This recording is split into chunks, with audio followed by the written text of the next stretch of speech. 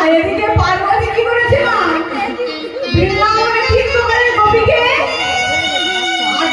রাজমঞ্চে প্রবেশ করিয়েছে। আর এদিকে ভোলানাথ গিয়ে দাঁড়িয়ে আছে। আর গোপী ভোলানাথকে দেখে আজ পার্বতী ভালো হচ্ছে আবার কোথা থেকে এলো? কীর্তনের গোপী আমি তো বার করে দিয়েছি। তাহলে এই যে তোমার নাম কি?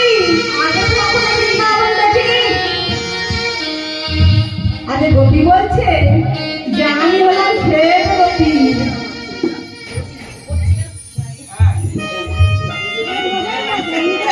তুমি কে?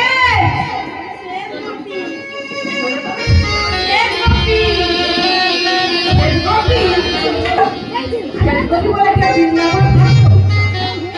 মায়েরা শ্বেত গোপী বলে বৃন্দাবনে কেউ থাকতো?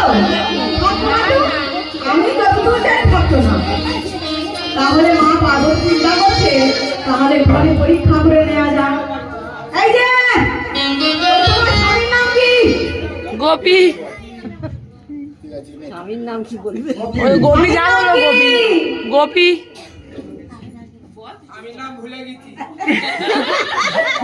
স্বামীর নাম মুখে নিতে নেই। স্বামীর নাম জানতে পারবো না, তবে আগামী কি আমি বুঝিয়ে দেব। তো বলো তোমার স্বামীর নাম কি? তাহলে গোপী বলছে আমার স্বামীর নাম আগের অক্ষরে ন আর শেষ অক্ষর হলো ন। দুটো নকে এক জায়গা করলে কি হয় গো মা? নোনো। তো তোমার স্বামীর নাম কি নোনো? তোমার স্বামীর নাম কি নোনো?